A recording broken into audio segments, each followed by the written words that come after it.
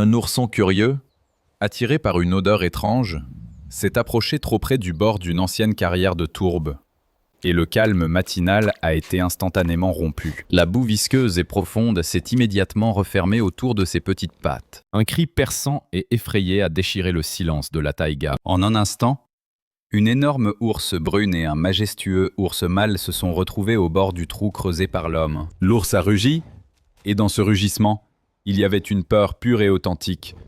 Ses griffes grattaient inutilement les bords mous et friables. Le mâle, d'ordinaire incarnation de la puissance et du calme, se débattait désespérément à côté.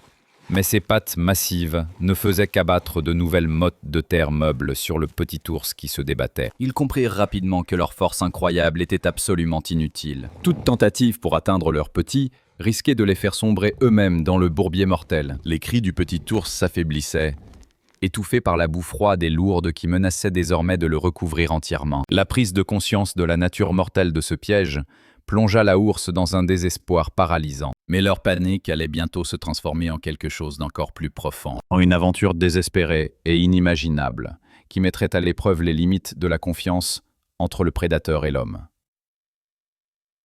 Le garde-chasse Ivan Belov effectuait sa ronde habituelle, vérifiant les salines et notant les traces d'animaux, lorsqu'il se heurta soudain à deux énormes prédateurs agités. Il arrêta lentement et prudemment son nuaz bukanka, le cœur battant à tout rompre. Une ours et un ours se tenaient juste devant lui, la gueule ouverte.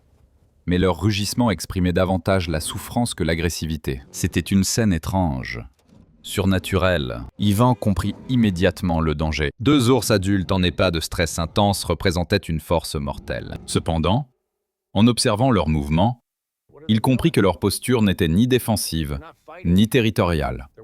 Elles étaient suppliantes. Ils se mirent à courir et à rugir, mais leur attention n'était pas concentrée sur lui. C'était une peur agitée et active. La femelle ours fit quelques pas rapides vers la voiture d'Ivan, puis fit demi-tour et s'éloigna à petite distance, jetant constamment des regards en arrière. Le mâle ours resta sur place, poussant des grognements profonds et déçus, qui semblaient davantage liés à sa propre situation désespérée qu'à Ivan. Ivan, s'appuyant sur ses années d'expérience dans l'interprétation du comportement animal, tenta de déchiffrer ce message incroyable. Il était conscient du danger qu'il courait à se trouver à quelques centimètres de deux ours agités.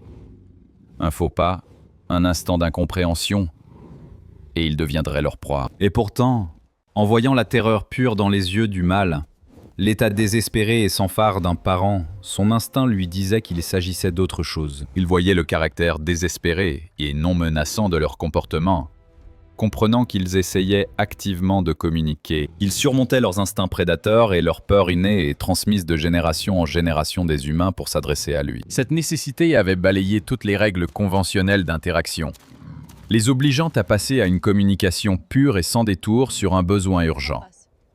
Il le suppliait de les suivre. Mais et si les ours ne faisaient que l'attirer dans un piège? Et s'il s'agissait d'une ruse coordonnée et astucieuse pour l'attirer dans une embuscade? La tension était presque insupportable, alors qu'il était assis là, déchiré entre le risque professionnel et la supplication sans équivoque des parents. Ce défi inattendu mettait son courage à l'épreuve plus que n'importe quelle confrontation agressive. La lenteur douloureuse de sa décision était nécessaire.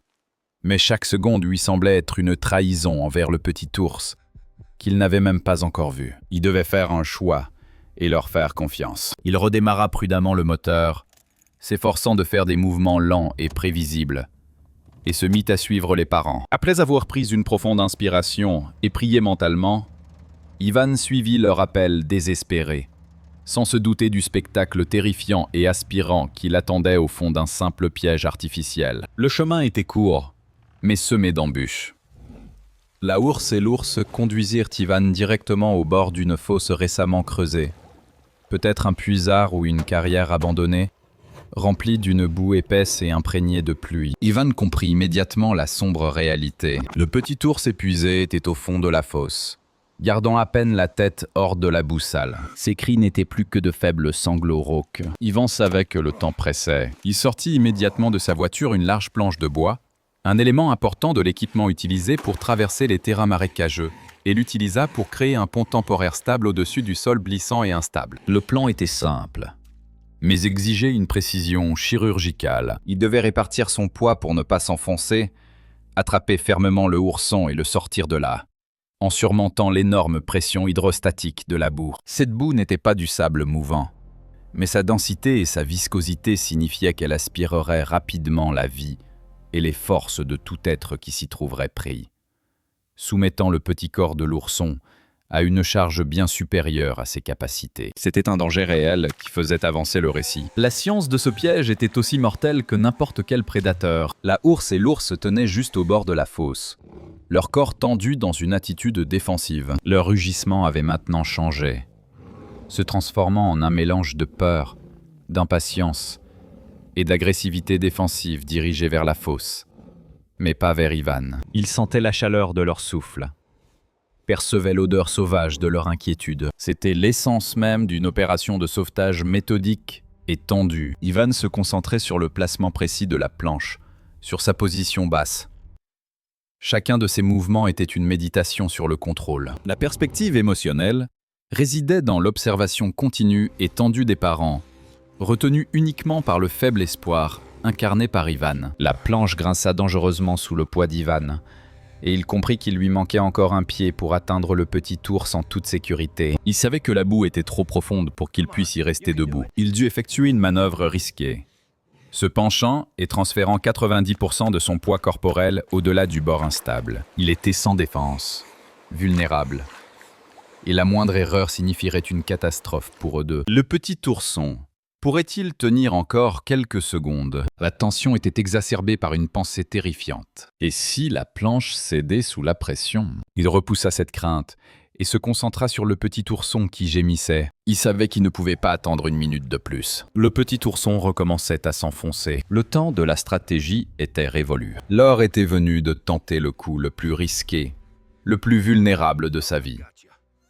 Un pas qui dépendait entièrement de la confiance fragile et persistante de deux cœurs sauvages. Ivan se décida à tenter un dernier geste désespéré. Il s'agenouilla à l'extrémité de la planche, se pencha fortement au-dessus du bord du trou et tendit les bras vers le petit ours effrayé et affaibli. Il sentait la force d'aspiration de la boue lui retirer son souffle. Ce spectacle était l'aboutissement visuel terrifiant. Le garde-chasse, sans défense et vulnérable, tendait la main vers la jeune créature qui luttait pour sa vie. Alors que la puissante ours et le mâle rugissaient à quelques mètres derrière lui, leur silhouette massive remplissait son champ de vision périphérique. Il réussit à attraper la nuque du ourson. L'effort nécessaire pour le sortir de là était énorme. La boue épaisse et froide résistait avec une force d'aspiration malveillante et puissante. Il se tendait, luttant contre la terre, ses muscles hurlant sous l'effort, tirant le petit corps glissant et épuisé contre une force énorme. Les rugissements des parents s'intensifièrent, leur impatience et leur peur bouillonnant,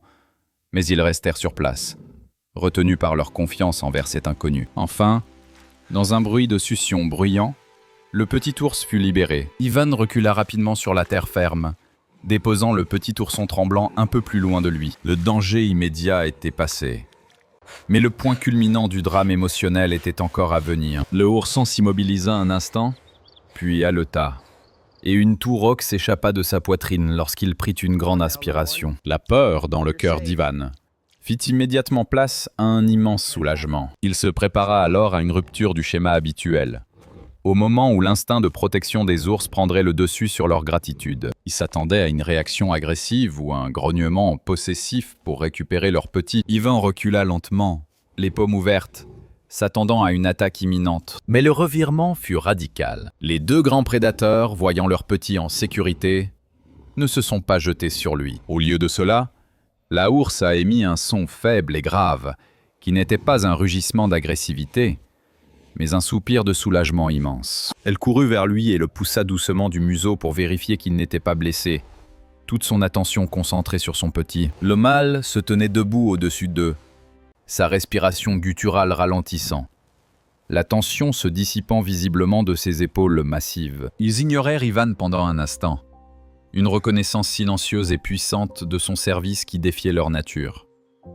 Ivan comprit qu'il venait d'être témoin d'une expression ouverte de gratitude et de soulagement qui dépassait le cadre de la chaîne alimentaire. Une fois le petit ourson en sécurité et réuni avec ses parents, le drame immédiat prit fin. Mais la partie la plus profonde de toute cette rencontre La leçon silencieuse ne faisait que commencer. Le petit ourson était allongé en sécurité sur l'herbe, couvert de boue, faible, mais vivant.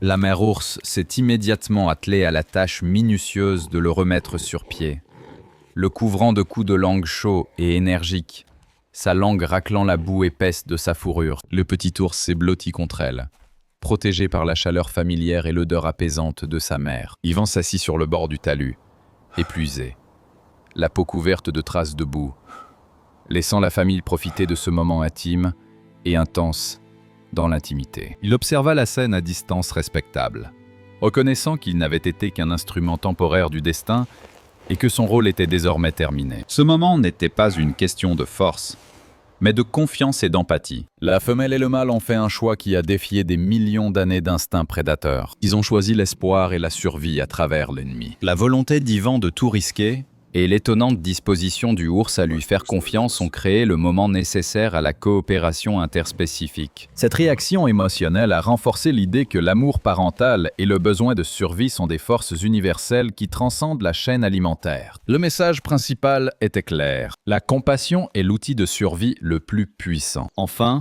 la ours a terminé de nettoyer son petit en le poussant pour qu'il se mette debout. Il a vacillé, mais a tenu bon avant qu'elle ne l'emmène prudemment. La ours s'est retournée et a regardé Iva droit dans les yeux. Elle le regarda longuement et silencieusement dans les yeux, ses yeux ambrés, exprimant une reconnaissance indéniable et profonde. Le mâle se tenait à côté d'elle, la tête haute, avant qu'ils ne se retournent tous les deux et ne disparaissent dans les hautes herbes. Leurs deux silhouettes massives se déplaçant côte à côte, projetant leur ombre sur leurs précieux petits. L'émotion était à son comble. Une vie fragile avait été sauvée, et un lien tacite s'était forgé dans un moment de désespoir. Yvan resta immobile, retenant son souffle, sachant que ce souvenir profond serait le moment le plus marquant de sa carrière.